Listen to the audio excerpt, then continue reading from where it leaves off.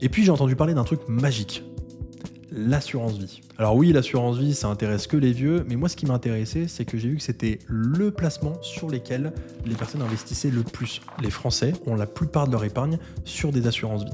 Et ça m'a interpellé. Je me suis dit, il y a une raison pour que tout le monde mette son argent en assurance vie. Et évidemment, à cette époque, on me l'avait pas trop expliqué. On m'expliquait que l'assurance vie, c'était pour organiser son patrimoine, optimiser sa fiscalité, sur les intérêts, sur la succession, investir facilement. Et là aussi, je suis tombé dans le panneau parce qu'en fait, je pensais que c'était le meilleur investissement avant de comprendre qu'une assurance vie, ce n'est pas un investissement, c'est juste une enveloppe fiscale. Donc j'ai ouvert ma première assurance vie et dans cette première assurance vie, j'ai choisi une gestion pilotée et j'étais très dynamique, voire même agressif. Je leur ai dit, vous prenez un maximum de risques, moi je m'en fous, je veux que ça crée le maximum d'intérêt. Oui, manque de bol, j'ai pas fait de performance après plus de 5 ans.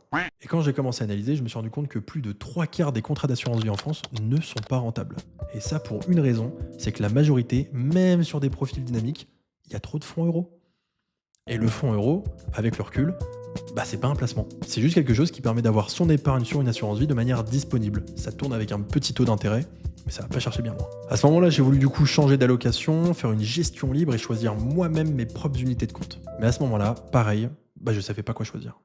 Déjà par rapport à mon profil risque, j'étais dynamique, je ne savais pas quel fonds était considéré comme dynamique, quelle stratégie employer, quel horizon de placement espérer, et à la fin, finalement, quel produit d'investissement choisir. Bref, plein de questions sans réponse. Et c'est là que j'ai commencé à comprendre qu'il manquait quelque chose. Le problème, ce n'est pas l'outil qui est mauvais, le problème, c'est que c'est la stratégie qui manque. Et c'est à ce moment-là où j'ai découvert les fonds structurés. C'est des produits qui sont construits pour s'adapter à la volatilité, des produits conçus avec un scénario pessimiste et qui, paradoxalement, permet de viser des performances assez importantes et même assez folles. On parle entre 12 et 20% de rendement annuel.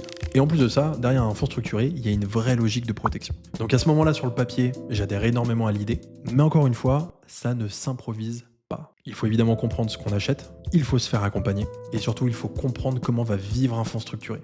Et au final, c'est ce qui est très important, parce que tu achètes un fonds structuré, une action ou une obligation, il faut connaître le cycle par lequel elle va passer pour comprendre pourquoi elle va monter, pourquoi elle va baisser, pourquoi elle va stagner, et savoir quoi faire dans chacun de ces cas. Et je vais être honnête avec toi, et j'ai mis du temps à l'admettre. Mais le vrai déclic est venu le jour où j'ai enfin admis que je ne pouvais pas faire tout seul.